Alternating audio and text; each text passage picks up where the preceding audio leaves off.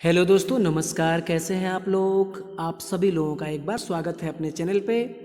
तो आइए दोस्तों, एक पेपर हमारे पास आया हुआ है। ये डीएलएड फोर्थ सेमेस्टर का पेपर जो हो रहा है 2021 का। ये प्रश्न पत्र नंबर पहला था।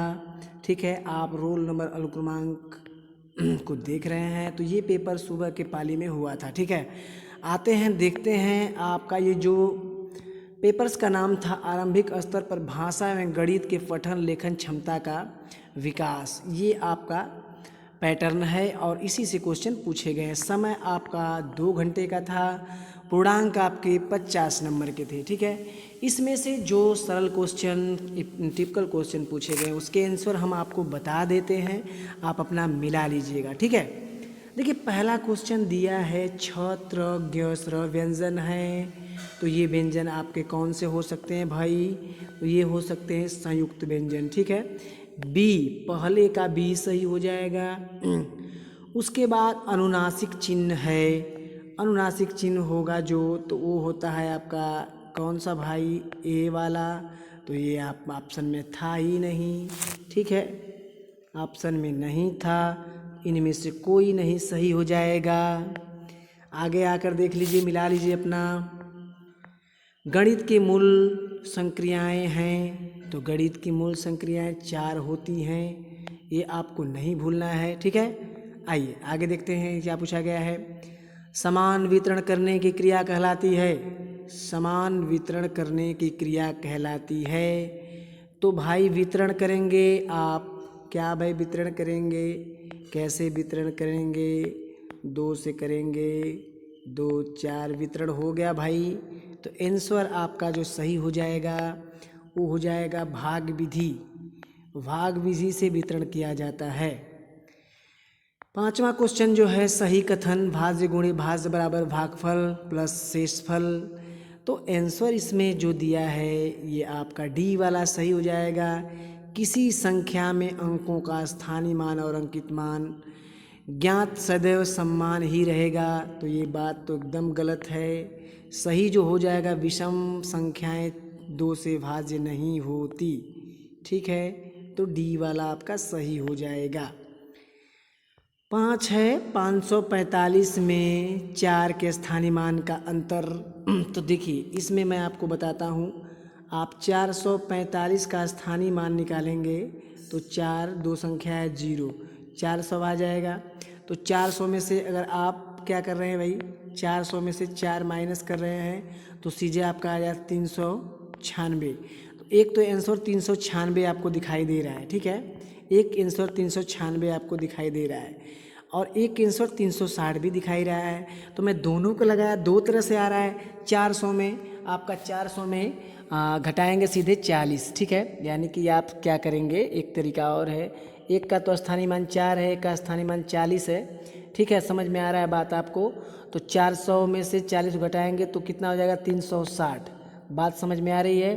तो ये दोनों ऑप्शन आपको स्थानीय मान के हिसाब से दिखाई दे रहा है। तो मेरे हिसाब से जो सही हो जाएगा वो हो सकता है आपका डी, तीसरा वाला 360। ठीक है, चलिए आगे क्वेश्चन जो दिया हुआ है उसको देख लेते हैं। क्या क्वेश्चन पूछा गया है?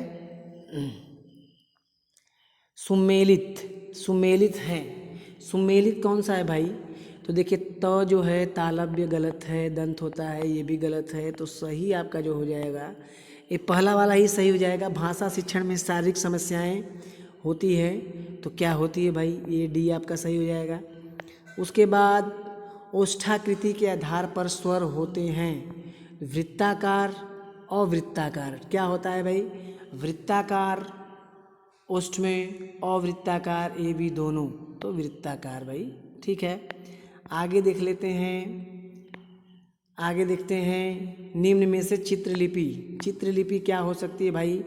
तो चित्र में ज़्यादा चीनी लिपि का प्रयोग होता है। क्वेश्चन आगे जो दिया है 1 2 3 4 5 6 7, ये संख्या तो है नहीं। तो इस तरह 2 3 5 7 दिया है। तो क्या हो जाएगा भाई? ये हो जाएगा आपका अभाज्य। ठीक है, अभाज्य हो जाएगा। परिमेय अपरिमेय नहीं हो सकता है, दूसरा सही हो जाएगा। महाप्राण होते हैं तो ये आपका क हो जाएगा, ख हो जाएगा, ग हो जाएगा। ठीक है, क ख ग घ, ये अंज्ञा। एक एक नंबर पे देखिए कैसे है, इसको बोलते हैं एक नंबर पे, ये 2 नंबर पे, 3 नंबर पे, 4 नंबर पे, 5। तो 24 होता है दूसरा और चौथा, तो क ख और घ हो जाएगा। तो ख घ किस में भाई, ये सी में है। ठीक, आगे देखते हैं कविता छंदोग्य रचना यह कथन किसका है। ठीक है, तो ये रचन जो है आपके भामह साहब, आचार्य भामह साहब का है भाई। आगे देखते हैं चौथा क्वेश्चन, एक परिमेय संख्या को किस रूप में व्यक्त किया जा सकता है। तो अपरिमेय संख्या को व्यक्त आप कर सकते हैं तो सीधे बी में व्यक्त कर सकते हैं। एक क्वेश्चन और आया था, व्यंजन त थ द ध क्या है। तो त बोलने में जो दांत हैं हमारे, ए संपर्क करते हैं भाई, कौन, दांत। ठीक, ऑप्शन हो जाएगा आपका सी वाला। ठीक है, सी ऑप्शन आपका सही हो जाएगा। अब आइए कुछ और भी क्वेश्चन पूछे गए थे, कुछ उनकी चर्चाएं कर लेते हैं थोड़ी थोड़े। विराम चिन्ह का प्रयोग कहाँ होता है। तो विराम चिन्ह का प्रयोग होता है किसी वाक्य या किसी पद्यांश के अंत में जो लगते हैं विराम चिन्ह, बीच में भी लगते हैं। ठीक है, तो विराम चिन्ह कहीं भी लग सकते हैं, तो ये अंत में ही लगते हैं। वर्ण किसे कहते हैं, तो भाषा की सबसे छोटी इकाई क्या होती है, वर्ण होती है भाई। ठीक है, गंगा की 4 पर्यायवाची शब्द, तो एक तो गंगा खुद बना हुआ है, एक भागीरथी है भाई, भागीरथी। ठीक है, अलकनंदा, ठीक है, अलकनंदा। ठीक है, और क्या भाई, गोमुख, कई नाम होते हैं गणित वर्ग। इस क्वेश्चन को अलग से हम करवाएंगे। ये जो सब क्वेश्चन दिए हैं, गुणज किसे कहते हैं, स्थानीय मान का तात्पर्य क्या है, द्विज शब्द किसे कहते हैं, लिपि किसे कहते हैं, देवनागरी लिपि जो मिश्रित वाक्य किसे कहते हैं, एक सरल वाक्य एक उपवाक्य मिलकर मिश्रित वाक्य होते हैं, एक सभाज्य। तो इनका मैं अलग से वीडियो बनाऊंगा।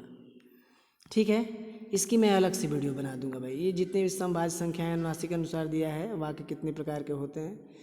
ठीक है, तो ये अलग से वीडियो बनाऊंगा। इतनी वीडियो पहले आप लोग मिला लीजिएगा अपना, और इसकी मैं नेक्स्ट जो वीडियो डालूंगा, एक टिपिकल्स जो एक नंबर का दिया हुआ था अलग से, उसकी वीडियो। इसके लिए चैनल को सब्सक्राइब करना पड़ेगा आपको, बेल आइकन ऑन कर लीजिए, नोटिफिकेशन आपको मिल जाएगा। अगली वीडियो मिलते हैं, तब तक के लिए थैंक यू।